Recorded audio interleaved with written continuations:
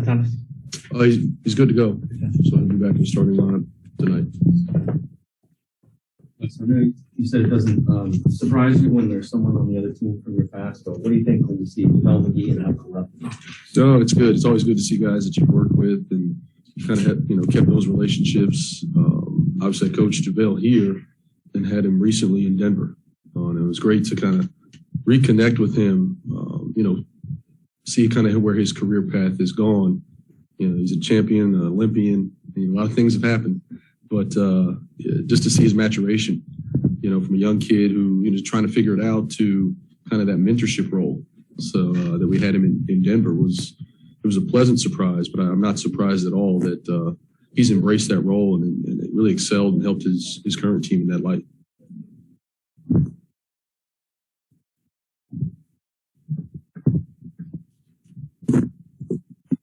Another one. We've talked about the Rui, Denny, Kuzma combo. Are there any other combinations as you've done your lineup experimenting over the last few weeks that have stood out to you in a good way? Yeah. I mean, that lineup has obviously been good to us as of late. And that really kind of stands out on the defensive end. It does give you, multiple ball handling, which I think is good. It gives you the size component, switchability that we've talked about. I think the small ball lineup, even with Rui at 5, we haven't seen it much, but I think there's room for that. When we want to downsize, he still gives you enough physicality up front, ability to rebound the ball. But once again, gives you enough comfort to switch on the small, stay in front, and as well as switch on the bigs and keep them off the glass.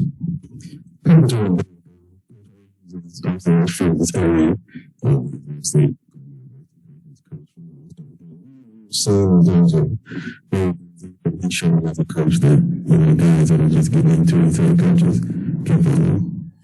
He's been a tremendous example. Obviously, his team speaks for itself. They're number one in the league for a reason. Their efficiency on both ends of the ball. But aside from that, I don't know Coach Williams, well, but I've had opportunities to kind of just spend time with him and speak with him. He's very giving, of his time and some of his experiences.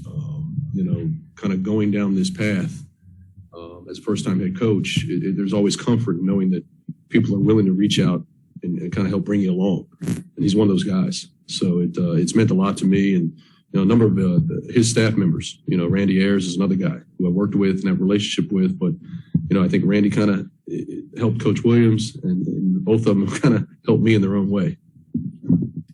Coach, with TB coming back, how does that impact that center rotation and Daniel Gafford? Well, I mean, it's tough because, we talked about trying not to play 3 bigs.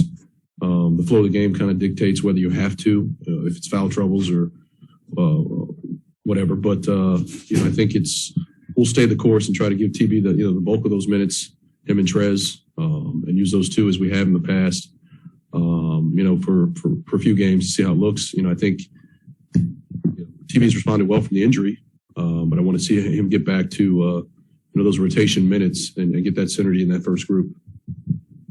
Was anything in particular that you really liked from Philly that you can build on and hope to try to get some momentum coming out of that game? Well, our fourth quarter defense, I thought was great. We made timely plays. It wasn't always perfect, but I thought there was some energy and purpose in what we were trying to do. Guys were flying around, covering for each other. So I think, you did a great job versus a really good team, late in the game. If we can start the game and can kind of sustain that level of play, I think that'd be great for us. The Suns are elite in many areas. What's one thing you must do today to give yourself a chance? Well, I think it's, the transition defense is going to be big for us. They're a very dynamic transition team. I think second or third transition points. Booker is probably, second in the league on his own. He's also a guy that really gets going early in the game. So if we can get our defense into the game to start, stop that initial wave and make them play us in the half court, I think they're bottom third, scoring after makes. So can we get that ball under control, find those 3-point shooters? The other piece is Chris Paul and pick and rolls. We've seen it for over a decade. He's a surgeon, and regardless of the coverage, he's going to sniff it out. So we're going to have to give him different looks and keep him under duress, as best we can. But, try to minimize the easy looks for those two. With that said about Chris Paul, is there a chance we can see Rui, Denny, those type of guys with their length and versatility try to defend him in that pick and roll? Oh, sure. I mean, it's all on the table. I mean, they knocked us out in the playoffs, in Denver. So I've seen plenty of Chris Paul highlights. And he's a nightmare for everybody, but you've seen every coverage. So just trying to keep him off balance when we can. Anytime you commit to the ball or he feels like he has an advantage, he's going to make the right play. So the amount of shooting on the floor is a bit concerning. They've got bigs who are dynamic, rollers. So there's numerous attacks. Can you try to take something away and minimize the residual effect? Neil. Hey, Coach, are you going with the usual Spence, Aaron, Kuz, KCP, and Bryant? And for you, I know it's different teams, different, matchups, but do you look at that Hawks-Suns game from a couple nights ago? I don't know if you watch it live just because you're available, or do you try and pick and take things away and try and implement it for you guys tonight? To a certain extent. I mean, obviously they're a different team. You can take a look at their last two losses. Actually, I think Miami back in January and the other night in Atlanta, both those teams made a volume number of threes.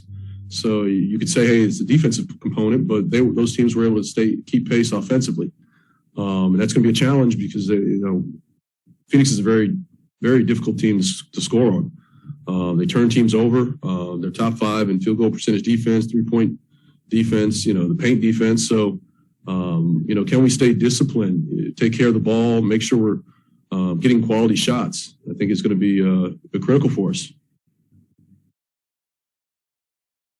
I think that's it, Coach. Thank you. Appreciate it. Thank you. Appreciate your time. We will see everyone post.